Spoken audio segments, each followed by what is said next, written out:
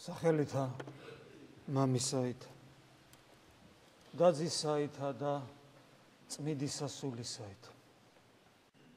კიდევ ერთხელ მოვედით ღვთისადიდებლად. კიდევ ერთხელ მოვედით იმისათვის, რომ ვეცადოთ შევძლოთ ღმერთთან ურთიერთობა. მრავალი ჩვენთაგანი კიდევ ერთხელ მოვიდა იმისათვის, რომ ეზიაროს. ვის? რა თქმა უნდა, ქრისტეს მამაო ადამიანი იტყვის. ეს ცოდნა ძალიან ხშირად ჩვენთვის თეორიულია ხოლმე. კი, გონებით ვიცით. არსებობს მთელი რიგი მიმდინარეობები რელიგიით ცოდნეობისა, როდესაც სხვადასხვა რელიგიებს სწავლობენ. და სულაც არ არიან აღსარებელნი მიმდევარი ამა თუ იმ რელიგიის. შეიძლება ადამიანი მართლმადიდებლობას ასწავლიდეს და ისე კარგად იცოდეს, და ამის მაგალითები ძალიან ბევრია. ისე კარგად იცოდეს, რომ ჩვენ ვერ შევეჯიბრებით მართლმადიდებლობის ისტორიის, ეკლესიის ისტორიის ცოდნაში, ღვთისმეტყველების ცოდნაში. და რა თქმა უნდა, მანაც ესეთმა ადამიანებმა ძალიან კარგად იციან. ძალიან კარგად იციან, რომ ადამიანები, რომლებიც ეზიარებიან ქრისტეს ხორცსა და სისხლს. მაგრამ ეს მაგალითი იმიტომ მოვიყვანე. ეს რეალური მაგალითი. არიან ადამიანები, თქვათ, რომლებიც სწავლობენ ისლამს, რომლებიც სწავლობენ ბუდიზმს, პროტესტანტიზმს, მართლმადიდებლობას და არ არიან რელიგიურების კი საერთოდ. ეს მაგალითი იმიტომ მოვიყვანე, რომ ცოდნა იმისა, რომ ჩვენ ქრისტეს ვეზიარებით, სულაც არ ნიშნავს იმას, რომ ჩვენ თითოეული ჩვენთაგანი ქრისტეს ეზიარება, იმიტომ რომ იმისათვის რომ ეზიარო ქრისტეს, გარდა იმ საოცარი მადლისა, რომელიც გვეძლევა აქ, ჩვენ საჭიროა ჩვენი თანამონაწილეობა, სინერგია, ხომ გაგიგიათ? ჩვენი და ღმერთის ენერგიების თანხვედრა. ჩვენ უნდა ვიცოდეთ, რას ვაკეთებთ. ჩვენ უნდა ვიცოდეთ, რას ნიშნავს ზიარება ქრისტესთან. ჩვენ უნდა ვიცოდეთ, ვისთან მივდივართ.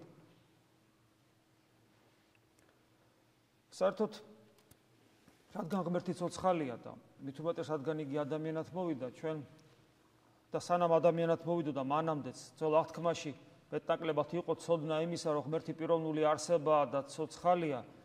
უკვე ეს ცნება, რომელიც დღეს სახარებიდან აღმოგვიკითხეს, რომ უნდა გვიყვარდეს ღმერთი მთელი ჩვენი არსებით, გონებით, გულით, სულით, ძალით, მთელი ჩვენი ძალით. ადამიანში რაც კი ძალა და ენერგია არსებობს, ღმერთი უნდა გვიყვარდეს, ეს ჯერ კიდევ ძველ აღთქმაში იცოდნენ, ხოლო მას შემდეგ, რაც ღმერთი ადამიანად მოვიდა და მისდამი ერთგულება. საჭიროა ვიცოდეთ, რომ ეს არის ერთგულება არა მარტო სამყაროს მიღმერი ტრანსცენდენტული ღმერთისადმი, არამედ ადამიანისადმიც, რომელიც ადამიანური ბუნებისადმი, როგორც ადამიანისადმი, რომელიც მან მიიღო ეს ადამიანური ბუნება, ჩვენ უნდა ვიცოდეთ, რომ და ვიცით უკვე მეტად და ხვდებით კიდევაც, რომ სიყვარული ღვთისადმი არის ერთ-ერთი აუცილებელი პირობა იმისა, რომ ქრისტიანი გერქვას და ერთ-ერთი აუცილებელი პირობა იმისა, რომ აცნობიერებდა თუ ჩვენ მოვედით, ვეზიარებით და ვიცოდეთ, ვაცნობიერებდეთ ეს რას ნიშნავს. მთელი ძალითო შეიყვარეთ უფალი გვამცნებს ცნებაში დღევანდელი სახარების მიხედვით ჩვენ ვკითხულობდით ამას და მთელი ძალით, ანუ მთელი ჩვენი არსებით.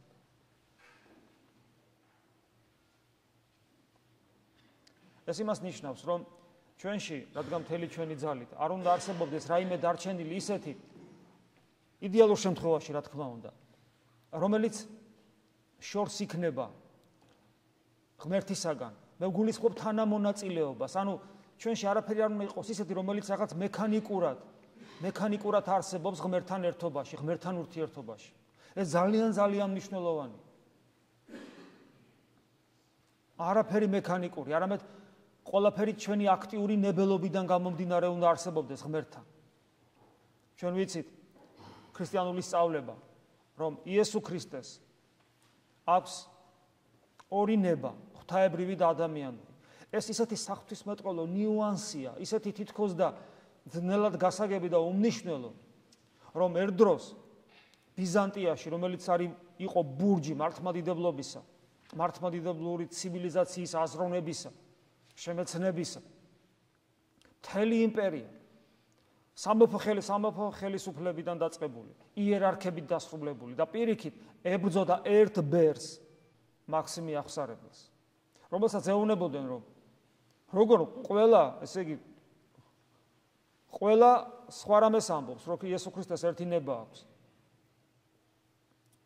ღვთაებრივი, იმიტომ რომ პიროვნულად იგი უკვე ეს ჩამოყალიბებული იყო ეს ქრისტიანული მოძღვრება, რომ იესო ქრისტე არის პიროვნულად ერთი პიროვნებაა, ანუ ღვთაებრივი ძეღმერთის პიროვნება და ფიქრობდნენ, რომ ნებაც ერთი აქვს და მთელი ეს იმპერია და უმაღლესი იერარქები, ეპისკოპოსები, პატრიარქები, მთავარეპისკოპოსები ამბობენ, რომ ერთი ნება აქვს და შენ ვინახარ ეს ერთი ბერი, რომელიც მთელ იმპერიას ეწინააღმდეგები, მთელს ეკლესიას ეწინააღმდეგები. ერთი ბერი იყო. არანა დიაკონიც კი არ ყოფილა. და განსაცვიფრებელია მაქსიმ აღსარებელის პასუხი. ანგელოზის რო გამომეცხადოს და მითხრას, რომ ერთი ნება აქვს, არ დავეთანხმები, იმიტომ რომ ჭეშმარიტება ჩემთვის ყველაზე ძვირფასია. აი რა საოცრებაა, ხო, რომ ქრისტიანობაში არ არსებობს ავტორიტეტი, ქრისტიანობაში არსებობს ჭეშმარიტება, რომელიც არის ცოცხალი ღმერთი. ხელი მოკვეთეს, ენა მოკვეთეს. 80 გადაცილებული მოხუცი აწამეს, საქართველოში გადმოასახლეს, აქ გარდაიცვალა. გარდაცვალებიდან ძალიან მალე ჭეშმარიტებამ სიმართლე მიზეიმა წმინდანად შერაცხეს და დღეს ეკლესია მიცის, რომ იესო ქრისტეს აქვს ორი ნება, ღვთაებრივთან ერთად ადამიანურიც, იმიტომ რომ იესო ქრისტეს, ანუ ძეღმერთის ადამიანური ბუნება არის აქტიური ნაწილი და ის არ არის მექანიკური რაღაც იარაღი, საშუალება, რომ ადამიანი ცხონდეს, არამედ იგი აქტიური ნაწილია ჩვენი ცხონების. ის არა რაღაც იარაღია ღმერთის ხელში, არამედ ცოცხალი, აქტიური, თავისი ნებელობის მქონე. ეს იმას ნიშნავს, რომ ჩვენში ეს ყველაფერი, რაც მე ხალხი ვთქვი, ხო ჩვენთვის ხდება, ღმერთმა ადამიანური ბუნება ხო ჩვენთვის მიიღო. ეს ყველაფერი ნიშნავს იმას, რომ ჩვენ ძალიან კარგად უნდა გვახსოვდეს, რომ ჩვენში არაფერი არ უნდა იყოს ისეთი, რაც ღმერთთან არ იქნება. თავისი აქტიური მიმართულებით, ენერგიით, ანუ ნებელობით. ყველაფერი. და პავლე მოციქულიც ესე გვასწავლის. ყველაფერს ასაც არ უნდა იქმოდეთ. ღვთის სადიდებლად იქმოდეთ ეს ერთი და მეორე. ადიდეთ ღმერთი ხორცითა მაგითა თქვენით. ხას უსვავს პავლე მოციქული. ხორცითა მაგითა თქვენით, ანუ ყველაფერი ჩვენი ღვთის სადიდებლად უნდა იყოს. ამიტომ როცა დღევანდელ სახარებაში აღმოვიკითხეთ, რომ გვიყვარდეს ღმერთი მთელი ჩვენი ძალით, ამაში ყველაფერი იგულისხმება. ვერ ვიქნებით პასიურები. არაფერი არ გამოგვივა სხვანაირად თუ ესე არ ვიქნებით, იმიტომ რომ ჩვენ თუ პასიური რას ნიშნავს?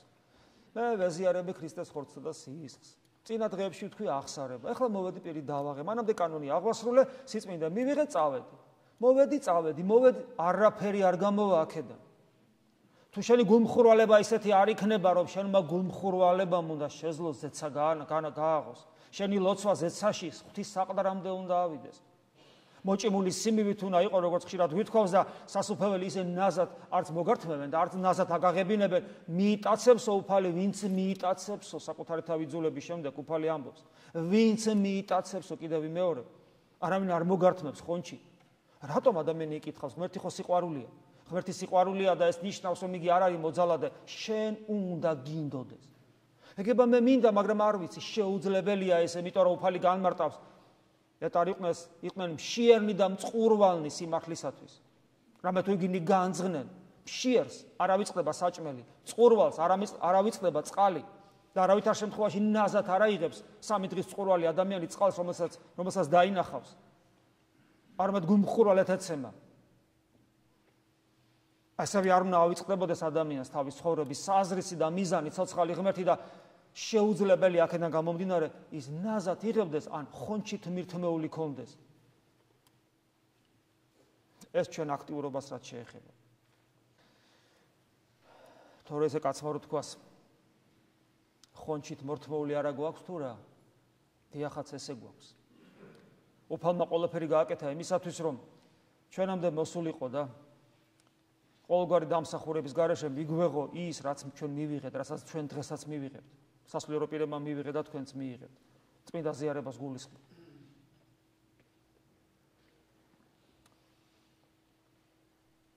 იციან ხოლმე მამაო, გასაგებია, მაგრამ მე ღმერთი გულში მყავს. არა ეკლესიურებაც იციან და ეკლესიურებაც იციან და ეკლესიურებთან დაკავშირებით ეს კიდევ უფრო საფრთხილოა, იმიტომ რომ გული მატყუარა შეიძლება აღმოჩნდეს. შენი სუბიექტური განცდები შეიძლება სულაც არ იყოს სიმართლე. ძალიან ბევრი მაგალითია იმისა. არა მარტო ისტორიაში, არამედ დღევანდელ რეალობაშიც. და არა მარტო ზოგადად დღევანდელ რეალობაში, თუნდაც ჩვენს სამწყსოში და ჩვენს სამრევლოში, როდესაც ადამიანები ფიქრობენ რა, რომ გულში ღმერთი ყავთ და გულით სულ ღმერთთან არიან, მაგრამ სინამდვილეში უკეთეს შემთხვევაში აჟიტირებულნი არიან. საკუთარ ნერვებს, საკუთარ სისხლის აჩქოლებას აყოლებულნი. ხოლო უარეს შემთხვევაში შეიძლება ეს დემონური ხიბლიც იყოს, რომელიც გატყილებს და გაფიქრებინებს, რომ აი რასაც შენ განიცდი, ის ღმერთია და ის ღმერთი შეიძლება სულაც არ იყოს. იცით, რა საოცარ ამას ეუნება, ლეღვის ქვეშ გიხილეო, უფალი ეუნება ნათანაელს. და სანამ დაუძახებდი ფილიპესო, ლეღვის ქვეშ გიხილეო და აი ამის მერე ნათანაელი ეუბნება, როცა ესე იგი ნათანაელი მანამდე ეჭვით მიდის, ის მესია იქნება, მკითხულობს. ნაზარეთიდან შეიძლება რომ მხსნელი მოვიდეს. ცხებული ღვთისა შეიძლება ნაზარეთიდან მოვიდეს. ასიკეთე ფილიპე ეუბნება, წამოდი ნახე. არაძალებს. ნათანაელი გონიერი ადამიანია. მართალია მას ეჭვი ეპარება, მაგრამ ის მაძიებელია ღმერთისა და ამიტომ სადაც კი რაიმეს გაიგონებს ღმერთის შესახებ და რაღაც შესაძლებლობას, რომ იქ შეიძლება რამე გაიგოს, მიდის და ნახულობს, რომ გამოიკულიოს. და მიდის უფალთან, ფილიპესთან, ანუ თავის მეგობართან ერთად უფლის სანახავად, არა იმიტომ, რომ მან დაიჯერა უკვე ფილიპეს ხმით, სიტყვით, რომ იქ ცხებულია ღვთისა, ანუ მხსნელი მოვიდა. არა. არამედ იმიტომ, რომ ნაზარეთით არა, მან არ იცის, რომ ბეთლემშია დაბადებული უფალი. და ეხლა ნაზარეთში ცხოვრობს, ამიტომ მან არ იცის, რომ ბეთლემშია დაბადებული, მან იცოდა, რომ ბეთლემიდან იქნებოდა, თავისთავად ცხადია, იმიტომ რომ სჯულის მცოდნე იქნებოდა, ის ღვთის მაძიებელი ადამიანია. ამიტომ გაუკვირდა ნაზარეთიდან როგორ შეიძლება. წამოდი იხილე და წავიდა სანახავად. ანუ მიდის გამოსაძიებლად, რომ გამოიკულიოს. კრიტიკულად რევიზია ჩაუტაროს მოვლენას, ეჭვით მიდის. და ის ალბათ კითხვებს დაუსვავდა, აბა როგორ არის ეს და საიდან და რანაირად და ასე შემდეგ. სანახავად მიდის. მოდი და იხილე მიდის და სანამ მივა და დაელაპარაკება, უფალი ეუბნება, რომ ჯერ ეუბნება უფალი, რომ აჰა ჭეშმარიტი ისრაიტელი, რომელთანაც ზაკვა არ არის, მზაკრობა არ არისო, ჭეშმარიტი ისრაიტელი არის. და საიდან მიცნობო? ეკითხება. ანუ ეს ხა ნახულობს ადამიანს, რომელიცაც უთხრეს, რომ ის არის მესია მხსნელი, ცხებული და ეჭვით მიდის და უცებ ის ეუბნება, რომ ის აქებს და შენ საიდან მიცნობ? და გახსოვთ ეს სიტყვები შემდეგ უფლისა, რომ პირველ ფილიპეს ხმობამდე, ანუ სანამ პირველ ფილიპეს ხმობამდე შენ და ანუ სანამ ფილიპეს დაუძახებდი, იყავ რა ლეღვსა ქვეშე გიხილე შენ. ლეღვის ქვეშ იჯდა. და იხილა და როცა ნათანაელი პასუხობს, რომ როცა ამას ნათანაელი იგებს, საოცარ რაღაც ემართება, აღარაფერს აღარ გამოიკვლევს, აღარ გამოიძიებს. არამედ ეუბნება, რაბი, ანუ მოძღვარ, შენ ხარ ძე ღმრთისა, შენ ხარ მეუფე ისრაელისა. იმ წამსვე აღიარა, რომ სწორედ ის არის, ვინც ფილიპემ უთხრა, ანუ ცხებული, ანუ იესო ქრისტე. მხსნელი ისრაელის, მეუფე ისრაელის. და ეს ადგილი მე ხშირად გამიმარტავს, ამიტომ მე ხა აღარ ჩაუღმავდები. უბრალოდ ღმერთის განცდა ქონდა ნათანაელს. ღმერთის განცდა ქონდა, რომელიც თქო უნდა არავინ იცოდა გარდა ღმერთისა და ამ დროს ლეღვის ქვეშ როიჯდა და ამ დროს უფალი ეუბნება, რომ მე გიხილე. ესე იგი დააკავშირა ქრისტე ღმერთთან დააკავშირა ნათანაელმა და როდესაც აღიარებს, შემდეგ არის საოცარი უფლის სიტყვები. მიუგო იესო და რქვა მას. რამე თუ გარქუ შენ, ვითარმედ გიხილე შენ ლეღვსა ქვეშ. აი მე რომ გითხარიო, რომ ლეღვის ქვეშ გიხილე და გწამს, ამიტომ უფრო ის ამაცა იხილა. რადგან შენ გითხარი რა რომ ლეღვის ქვეშ გიხილეო, ამაზე მეც იხილავ. ნახეთ რა უცნაური რაღაცაა. ნათანაელსა განცდა ცოცხალი ღმერთისა. ქრისტე ეუბნება, რომ მე გიხილე შენ. ნათანაელი ირწმუნებს ქრისტეს და უფალი ეუბნება, შენ გწამს იმ სიტყვების, რაც მე გითხარი, რომ მე ლეღვის ქვეშ გიხილე. ამაზე უფრო მეც იხილავ. აი აქ არის ნათანაელის დაჯერებულობა იმისა, რომ ის განცდა, რაც მას ჰქონდა, იყო ღმერთის განცდა. მაგრამ ის არ იყო მისი ხიბლი და შეცდომა. და როცა უფალი ეუბნება, რომ შენ ამაზე მეც იხილავ, ეს ნიშნავს იმას, რომ თუ შენ მართლა ღმერთის განცდა გაქვს, როდესაც შენ რაიმე სუბიექტური განცდა გაქვს, აუცილებლად გაგრძელდება ეს პროცესი და ეს განცდა ამ განცდად არ დარჩება. ანუ კვლავ უფრო მეც იხილავ, ანუ შენი სულიერი განვითარება გაგრძელდება. ანუ ერთ-ერთი ნიშანი იმისა, რომ შენი სუბიექტური განცდა ჭეშმარიტება, ერთ-ერთი ნიშანი იქნება ის, რომ ამაზე მეც იხილავ, როგორც ქრისტე პირდება. ნათანაელს და თითოეულ ჩვენთაგანს, ვისაც ოდესმე ღმერთის განცდა ქონია და მე იმედი მაქვს, რომ ქონია და აბა სხვანაირად აქ როგორ მოვიდოდით. მაგრამ ეს იმასაც ნიშნავს, რომ თუ აქ მოვედით განცდით, რომ ჩვენ გულს ოდესმე ღმერთი შეხებია და განგვიცდია, რომ ღმერთი აქ არის. აი აქ არის. ეს იმდენად რეალურია, რომ უბრალოდ შეუძლებელია, რომ ესე იგი ეს ვერ დაინახო, ვერ იგზნო, ან უარყო, ეს გამორიცხული. შეუძლებელია ღმერთთან გქონდეს ურთიერთობა და შენ ეს ვერ იგზნო. მაგრამ თუ ეს ნამდვილად ღმერთია, აუცილებლად მოხდება შენი სულიერი ცხოვრების განვითარება და უფრო მეტის ხილვა, ღმერთის ხილვა უფრო გაძლიერდება შენში.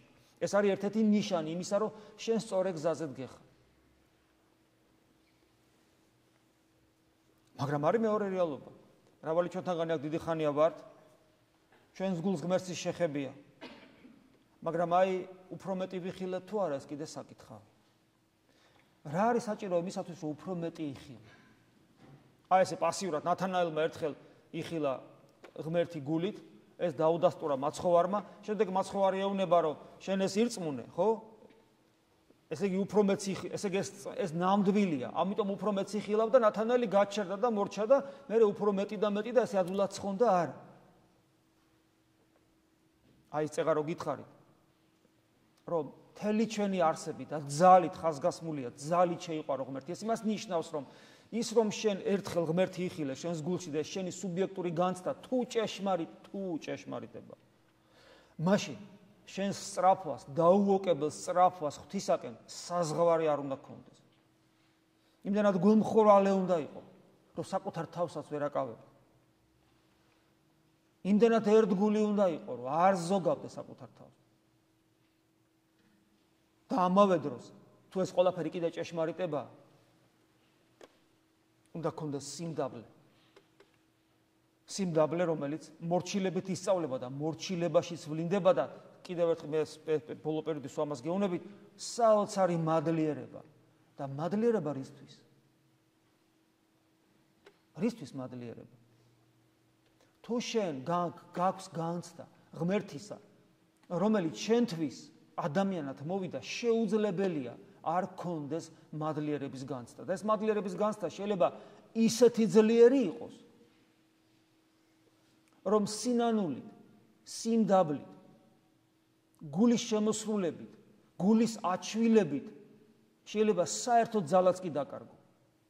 იმდენად ძლიერი შეიძლება იყოს ეს. იმიტომ რომ ადამიანი ძალიან დიდს ვერაფერს უძლებს, არა მარტო ტრაგედიას და უბედურებას, არამედ დიდ სიხარულს, დიდ ბედნიერებას, დიდ სიმდაბლეს. დიდ სიმდაბლეს ვერ უძლებს. და სიმდაბლეს, რომელიც ღმერთმა გამოაჩინა, გამოავლინა ჩვენს მიმართ. ჩვენს წინაშე უფრო სწორედ, რომელიც მას მუდამ აქვს. მე ეს ყველაფერი იმიტომ გითხარით, რომ რითაც დავიწყე, ისე კვლავ იმას მინდა დაუბრუნდე. როცა ჩვენ აქ მოვდივარ და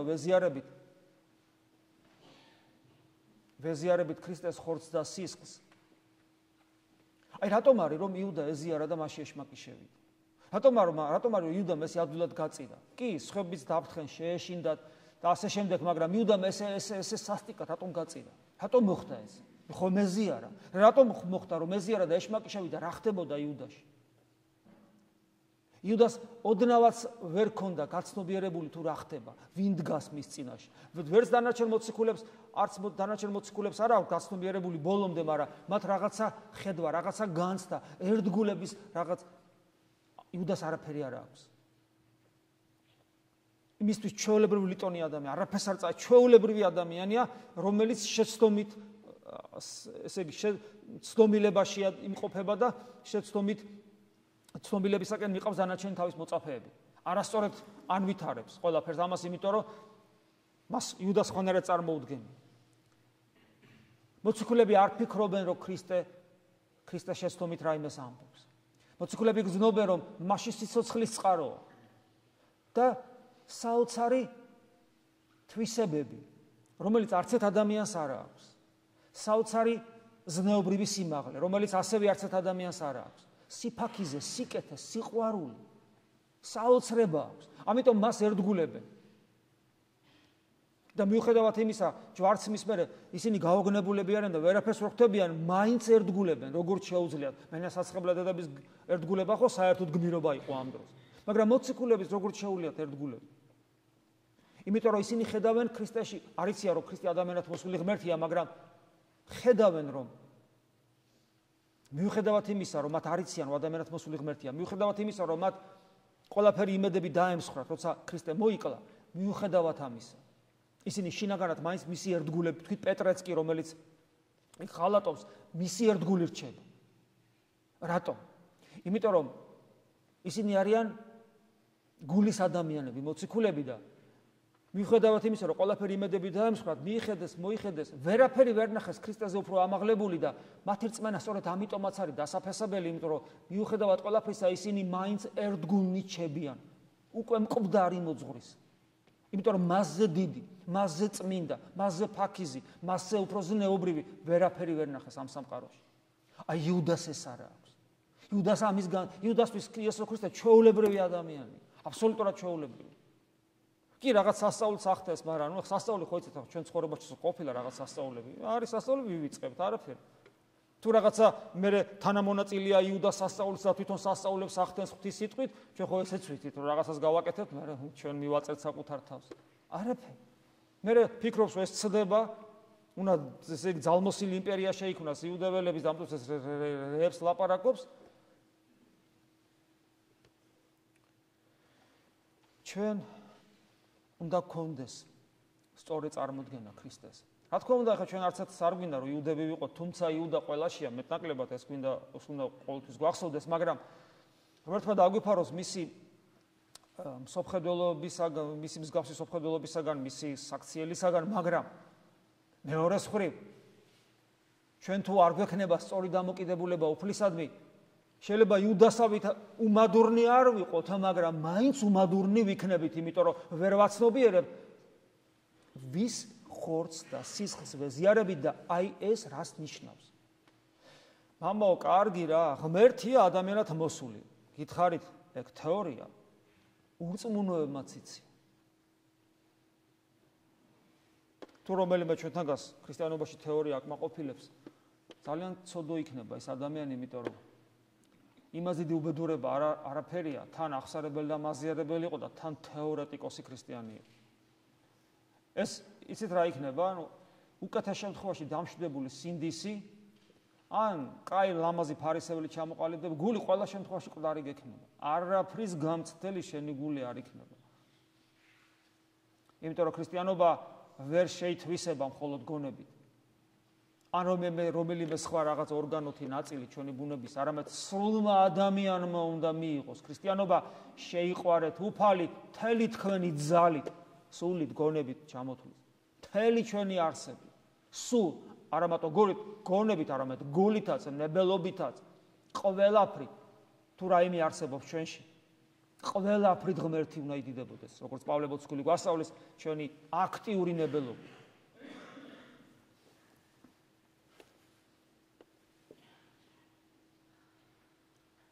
ღმერთი არის ქრისტიანობაში ისეთი წარმოდგენაა ღმერთზე, რომლის მსგავსი წარმართულ სამყაროშიც არ იყო. იგივე აი თქვა ებრაულ ბერძნულ სამყაროში, აი პლატონის თქვა სოფხედველობაში, ნეოპლატონიკოსებში, რომლებსაც ჰქონდათ თითქოს რაფინირებული წარმოდგენა ღმერთზე. ყოველგვარი მიწიერი ცოდვა თითლებოდა, ხორციც კი, რომ იყო ხორცი უკვე ცოდვა იყო ავტომატურად და ასე შემდეგ. ნებისმიერი მიწიერი რაც არის. მაგრამ ქრისტიანობამ ყველაზე მეტად წარმოაჩინა ღმერთის ტრანსცენდენტულობა, ანუ ღმერთის სამყაროს მიღმიერობა.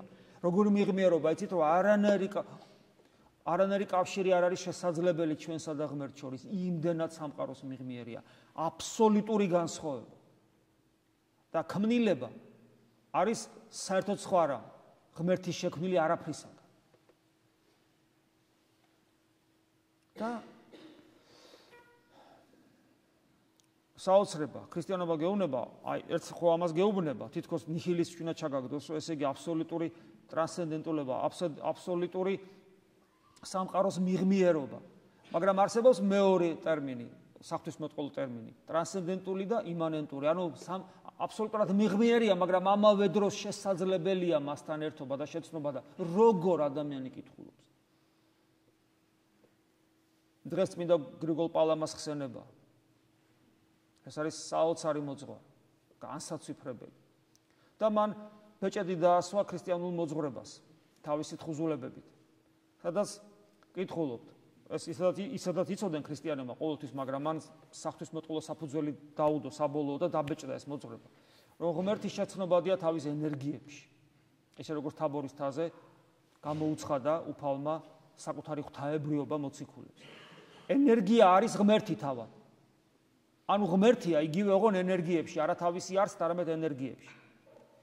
მაგრამ ღმერთმა ესეც არ იკმა, რომ იგი თავის ენერგიებით, ჩვენ სიმბოლური სახე, ჩვენ ვერ მივწვდებით მზეს, მაგრამ ის სითბო, სხივი და სინათლე იგივე მზია. ოღონ თვითონ მზის ბურთს ვერ მივწვდებით, აბსოლუტურად გამორიცხულია. მაგრამ ამავე დროს მისი სითბო, სინათლეცა და ეს სხივიც და ის ენერგია, ფოტონური ენერგია იგივე მზია, მაგრამ ბურთს ვერ მივწვდები. აი დაახლოებით ესეთი რაღაცა, სიმბოლური სახე. მაგრამ ღმერთმა მარტო ეს არ გაგვიკეთა ჩვენ, რომ იგი თავის ენერგიებით ჩვენთან არის. ადამიანის შექმნაში ის მონაწილეობს და არც ერთი ადამიანი არ იბადება ღვთაებრივი ენერგიის გარეშე. არამედ ღმერთი ადამიანად მოდის. გესმით, აი ტრანსცენდენტული ღმერთი, რომელიც სამყაროს მიღმიერია, ადამიანად მოდის და ადამიანური ცხოვრებით ცხოვრობს. მე მინდა ხოლმე რომ აი ეს განცდა ჩემში შემოვიდეს რაღაცნაირად, რას ნიშნავს ღმერთი მოვიდა ადამიანად? რას ნიშნავს ეს? აი როგორ დაიმდაბლა, როგორ დაიმცრო საკუთარი თავი, როგორ მოიდრიკა ზეცა, გარდამოხდა, აი ეს რა განცდა შეიძლება ამან ჩემში გამოიწვიოს. მე ვიცი რა განცდას იწოდა ეს წმინდა მამებთან. მე ადრეს მოგიყევით ხო იოსებ ვადოპედელი, რომლის სულიერი შვილი არქიმანდრიტი ეფრემი საქართველოში იყო ჩამოსული, მისი მონაყოლიდან გეუნებით ერთ ადგილას ვიყავით და ერთად და მისი მონაყოლს გეუნებით.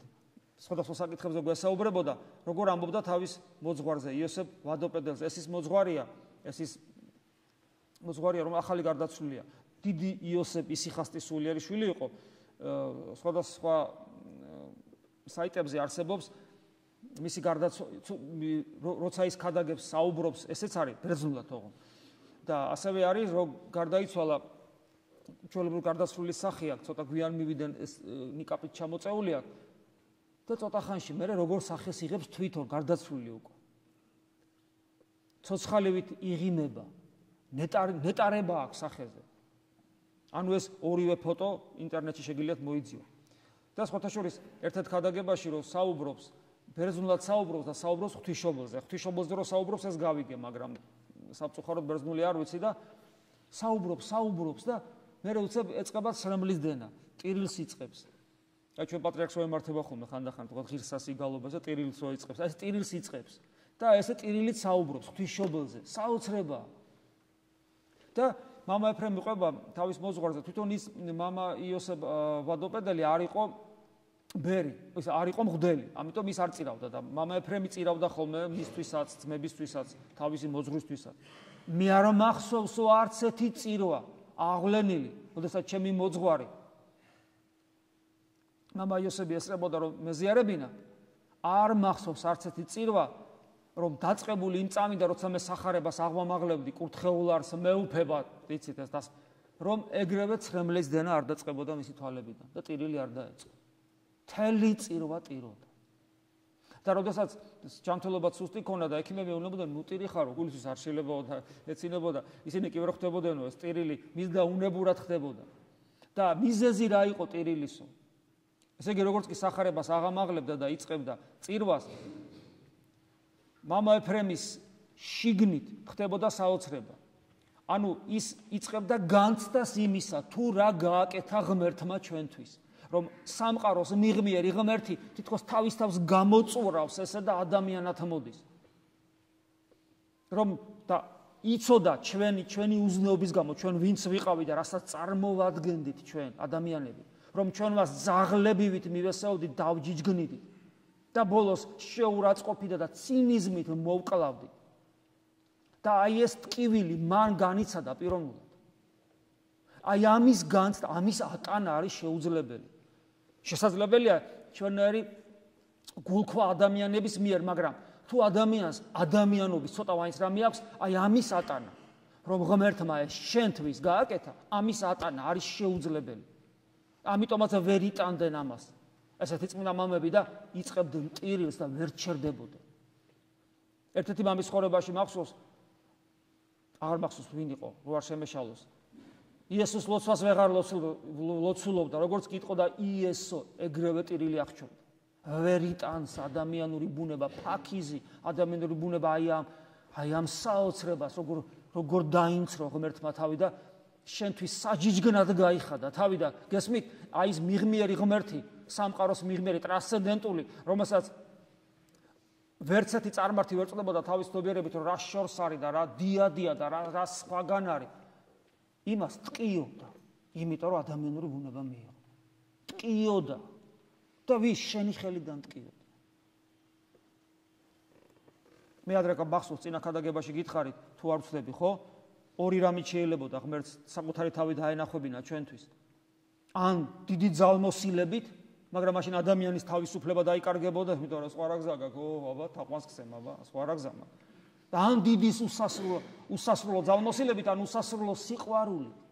და უსასრულო სიყვარულით ინება უფალმა, იმიტომ რომ ჩვენი თავისუფლება არ შეზღუდა და ჩვენ შეგვიძლია მივიღოთ ჯვარცმული და შეგვიძლია არ მივიღოთ.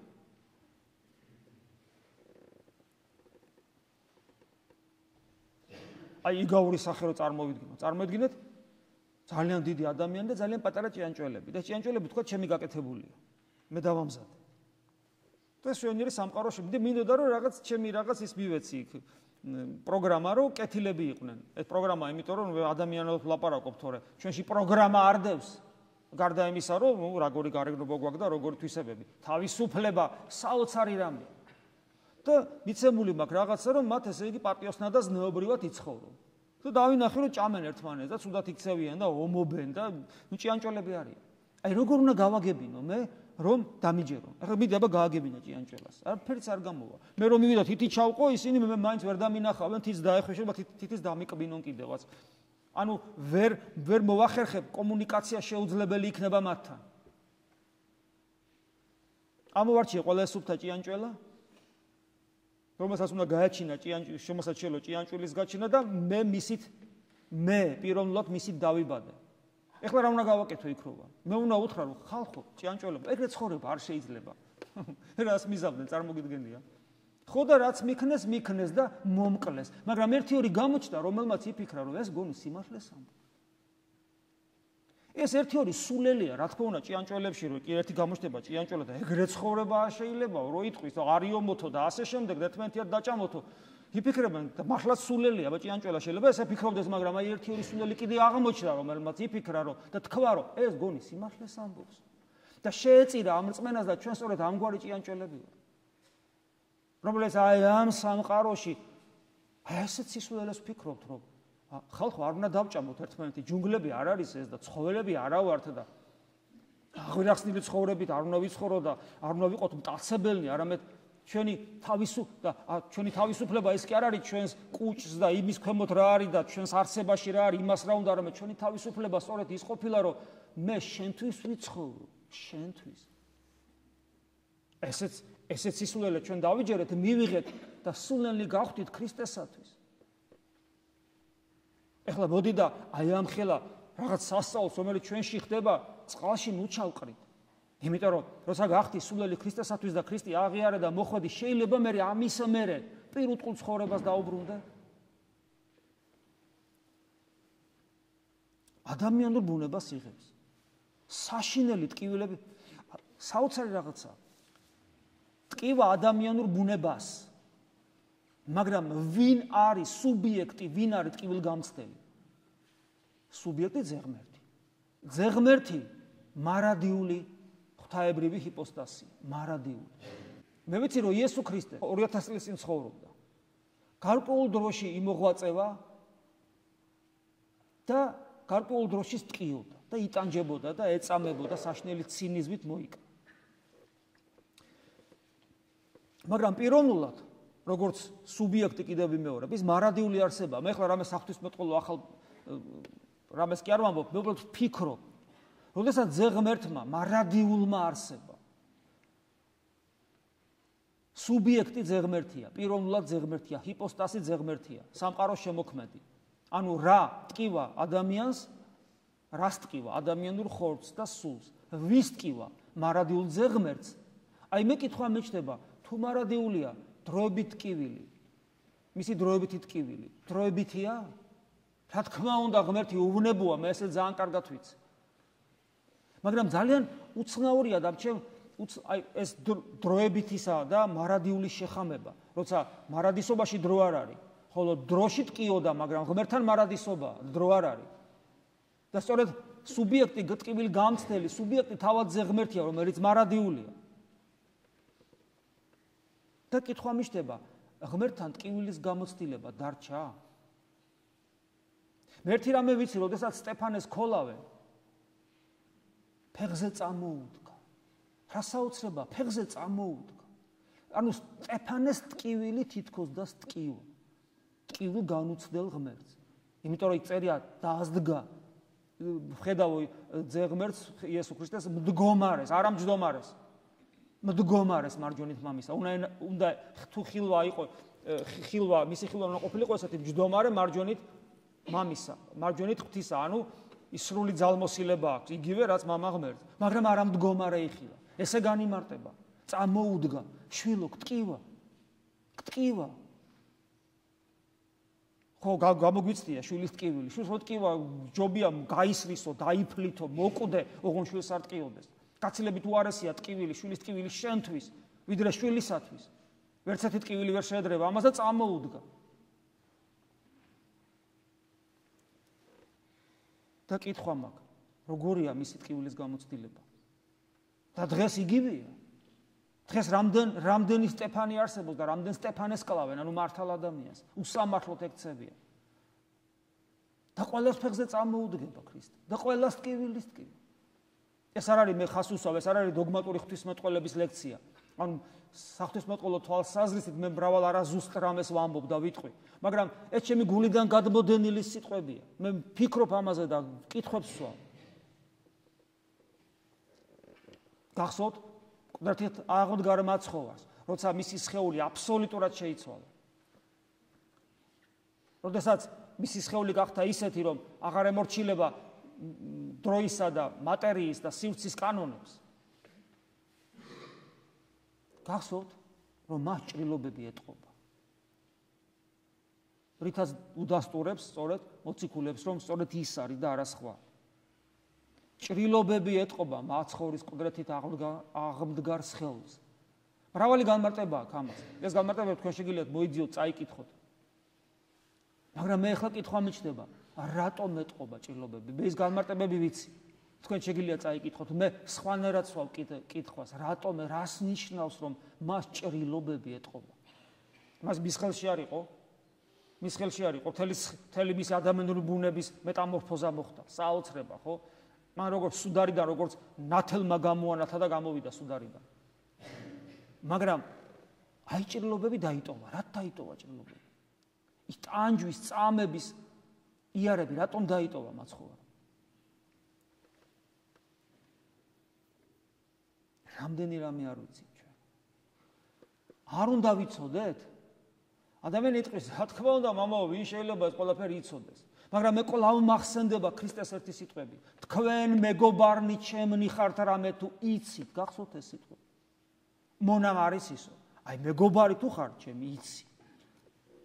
რა ვიცით ჩვენ? რა უნდა ვიცოდეთ? აი მონა მე კი ვიცი ჩემ თავს მონა უნდა უწოდო, მაგრამ ქრისტე მე მონას არ მიწოდებს, მეგობარს მიწოდებს და განმარტავს, რატო? იმიტომ რომ იციო და აი რა ვიცი მე?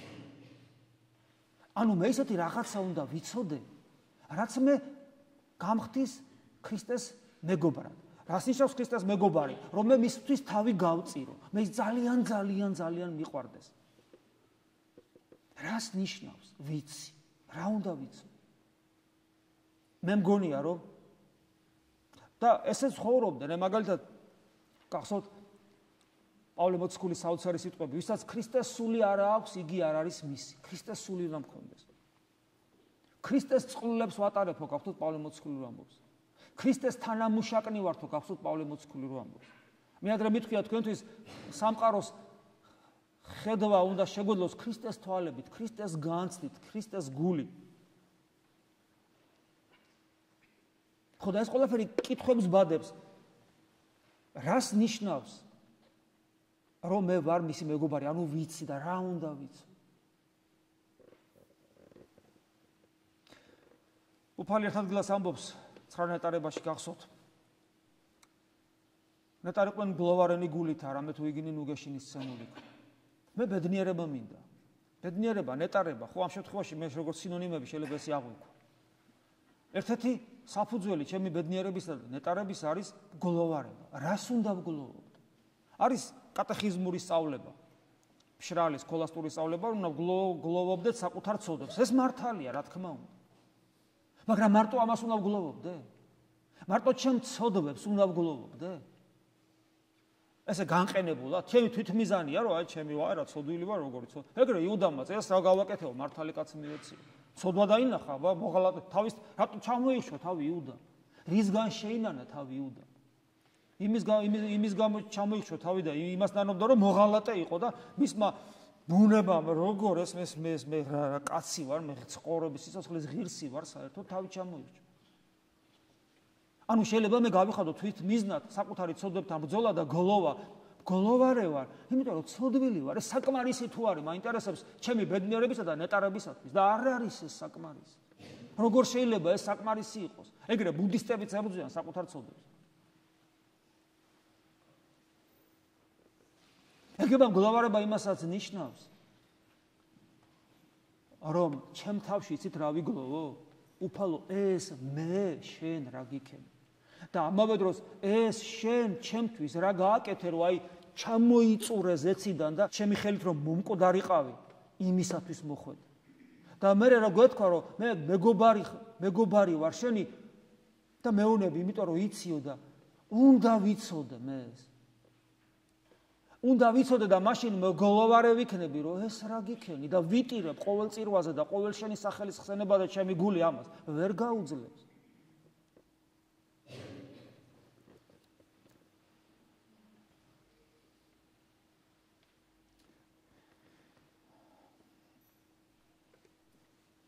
ჩვენ დღეს ვეზიარეთ სასულიერო პირები და თქვენ მრავალი ეზიარებით.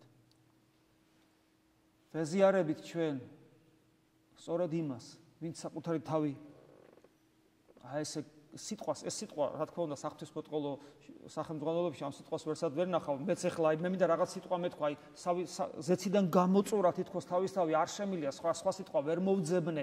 აი იმ კენოზის იქვია, რომ ღმერთის დამცრობა, ადამიანად რომ მოვიდა, აი დამცრობისათვის, რომ გამომეხატა სხვანაირად სიტყვა ის მეტად ემოციური ყოფილიყო, რაღაც ჩემს გულს განეცადა.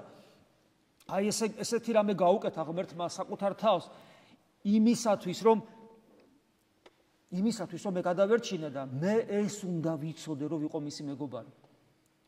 ეს უნდა ვიცოდე, სხვანაირად მე ქრისტეს ვერ ვუერთგულებ, არ შემიძლია მე სხვანაირად ქრისტეს უერთგულო. ჩემთვის მაშინ ეს ჯვარს რო ვატარებ, იქნება როგორი აი ბუტაფორია, ჩემთვის არაფრის მომცემი ჯვარს ვატარებ. ქრისტე ჯვარს ეცვა, რას ქვია ჯვარს ეცვა?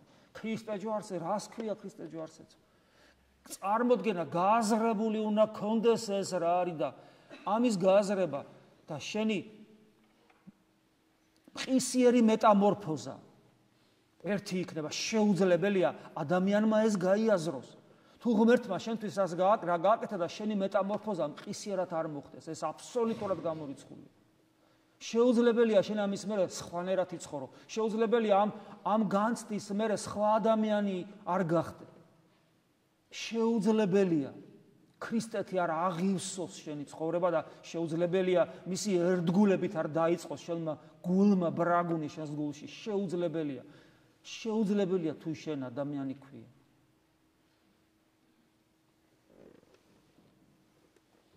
ამიტომ არის ძალიან მნიშვნელოვანი რომ ჩვენ ამაზე ვიფიქროთ.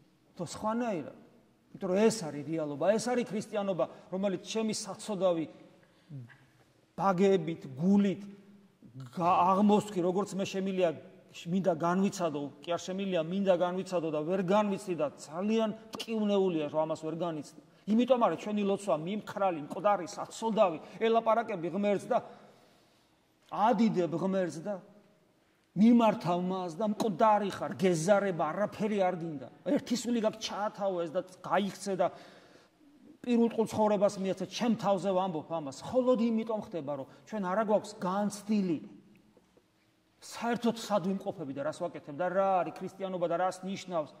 მეგობარნი ჩემნი ხარ, იმიტომ რომ იცით.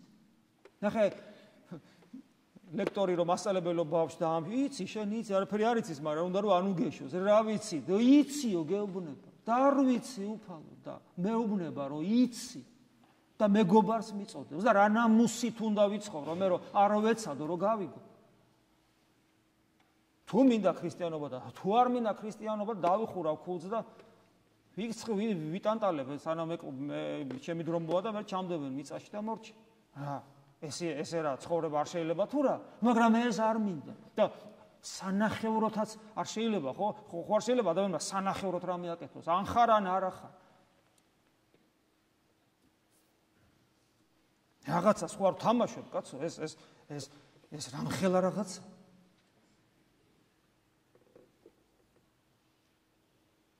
ამიტომაც არის რომ ადამიანები ეზიარებით. ჩვენ რომ გულს არ უხსნით ღმერთი რო არ გძალადობს მე ჩვენზე შედეგით სახეზი. ეზიარებით არაფერი. და მე აქედან ოდის ეზიარე 2-3 თვე გასული. ხრებს რანაირად კაცო გეკითხები. როგორ შეიძლება ეს?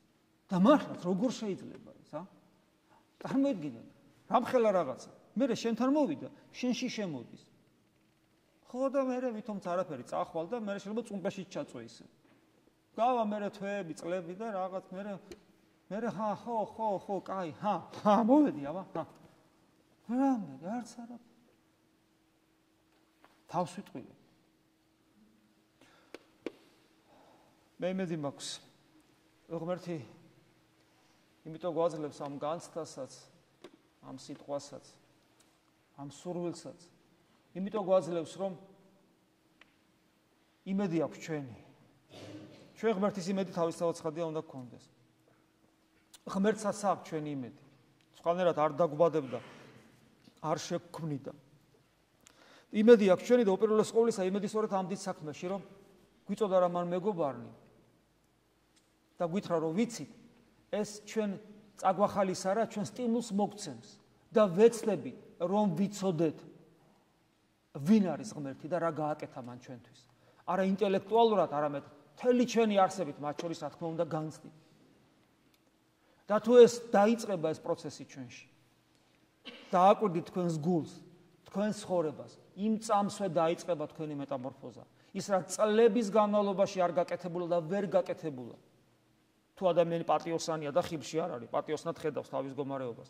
ის წამის ყოფაში დაიწყება. და თქვენ გაცოცხლდებით. და თქვენი ცხოვრება გახდება ნეტარი, იმიტომ რომ თქვენი იქნებით მგლოვარენი, არა უბრალოდ საკუთარი ცოდვილობისა გამო, არამედ იმის გამო, ღმერთო, ეს რა ქენი? და გლოვარება გექნებათ, ტირილი სურვილი გექნებათ, რომ ეს რა ქნა ღმერთმა და არა მარტო გააკეთა, არამედ მარადის იქმს თითოეული ჩვენთაგანი ცხოვრებისათვის. და მერე მოვა რუგეშინის ცემა ღვთისაგან და იმ ბედნიერი სიცოცხლის დასაწყისი, რომელიც იწყება აქ რა მარადისობაში გრძელდება მამასთან, ძესთან და სული წმინდასთან ერთად მათ წიაღში. ამინ. მადლი უფლისა ჩვენისა იესო ქრისტეს და სიყვარული ღვთისა და მამისა და ზიარება სულისა წმინდისა იყოს თქვენ ყოველთა თანა. ამინ.